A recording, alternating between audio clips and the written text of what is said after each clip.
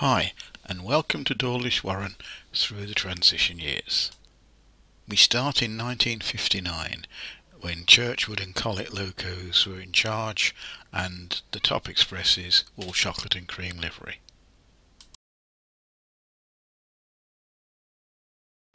At this time the local pickup goods was very much part of the scene. This one is pulling into the platform line at DAWLISH Warren. British Standard steam locos could also be seen.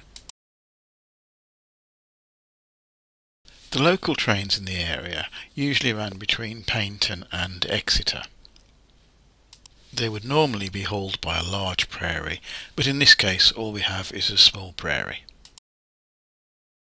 The area just to the left of the platform is a rail maintenance depot, and you can see the Estuary and Exmouth in the distance.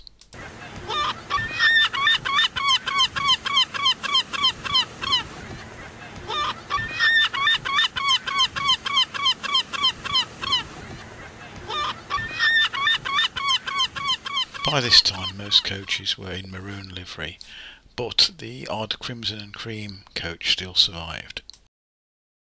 On the western region, freight trains were generally hauled by 28XX locos. This fully fitted goods train consists mainly of vans. These vans are of slightly different types, which I think is typical of the era, and at the end of the train there is a Great Western towed brake van.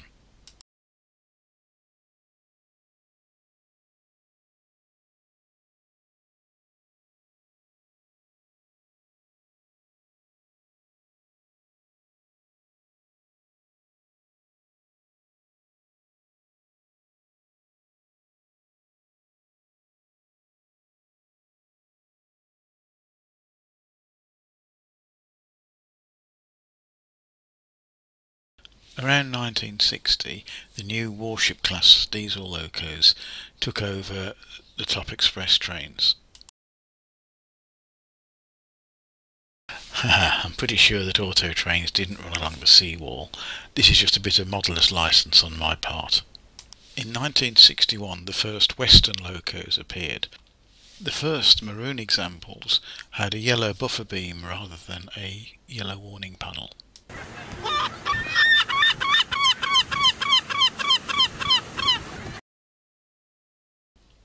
By this time, DMUs were in charge of the local services, but there weren't enough of them, so it was not unusual to see a Class 22 with a couple of coaches standing in for a DMU. This is the less well-known estuary end of the layout.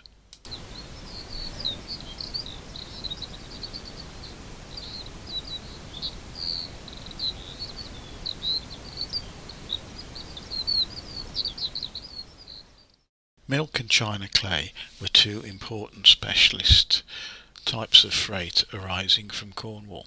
The milk is hauled by a Western in standard maroon livery and typically has the brake van somewhere in the middle of the milk train.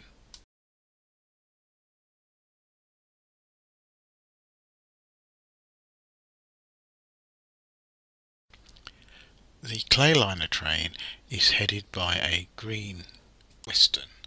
I think there were just 5 Westerns painted in this livery. The clayliner train ran from Cornwall to Stoke-on-Trent. It used 5 plank wagons with a 10-foot wheelbase. My clayliner train is made from Pico 5 plank wagon kits.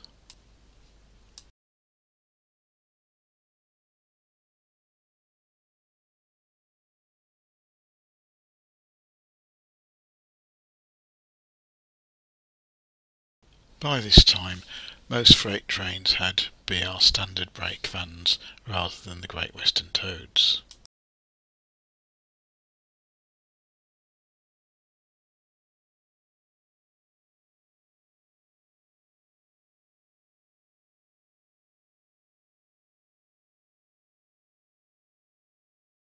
By 1963, pretty much all Western Region diesels had received the yellow warning panels.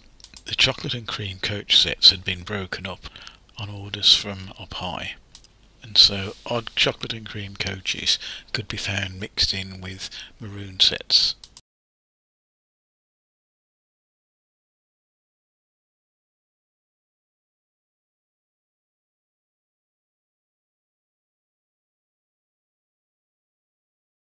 The Class 22 is hauling a short engineer's train.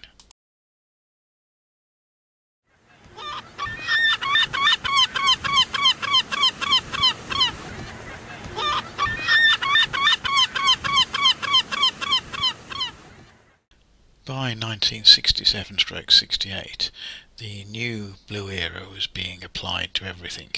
Here is a drone's eye view of a Western in full flight.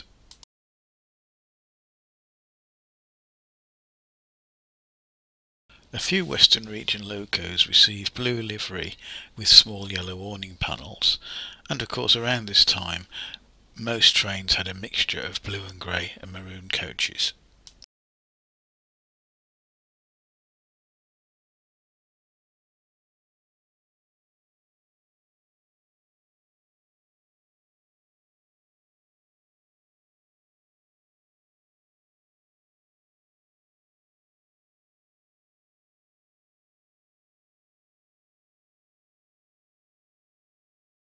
In 1968, double-headed warships were used for some of the crack expresses. Having 4,000 horsepower available meant they could climb the Devon hills very quickly, and also accelerate well from stationary. Warships didn't appear in maroon livery until late 1965.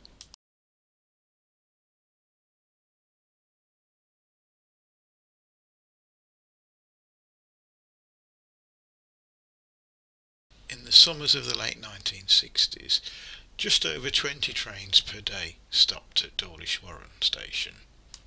In contrast, the January to May 2021 timetable shows over 40 trains stopping each day.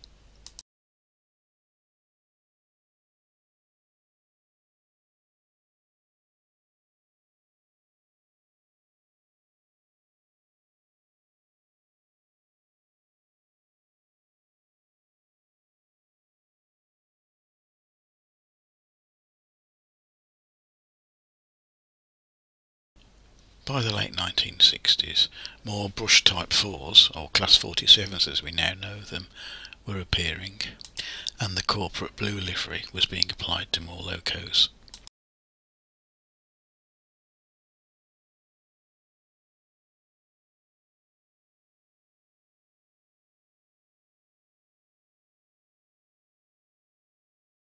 We now move forward to the late 70s/early 80s.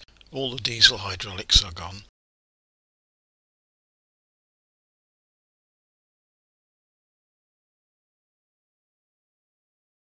The milk trains to Kensington ceased in 1981. The guard now travels in the rear cab of the loco, and there is no need for a brake van in the train. We now move forward to the mid to late 1980s.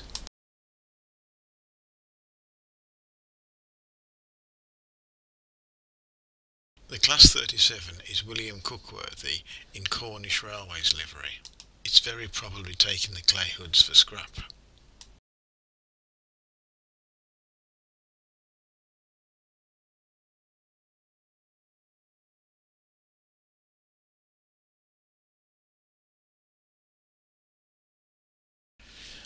The trains that saved British Rail, the HSTs.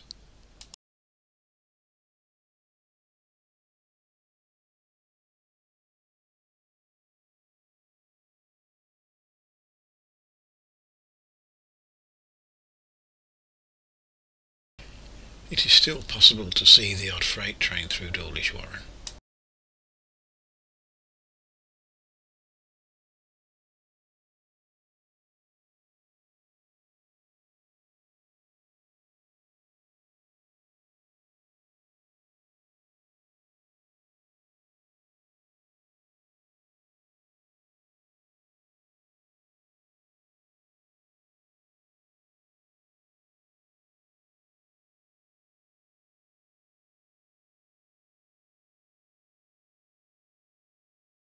This 33 is hauling a short freight train west. The first 3 vans are almost certainly heading for the naval dockyard at Plymouth, and the blue and silver wagons are CDAs heading towards Cornwall. They will replace the Clayhood wagons.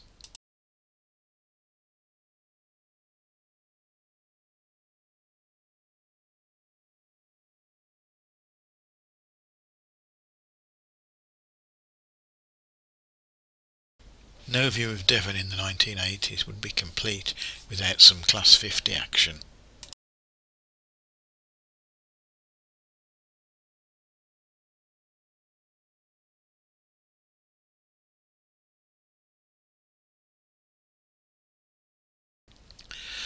This video is nearly at its end, so thank you for watching. I leave you sitting in the sunshine on a grassy bank overlooking the Exe estuary.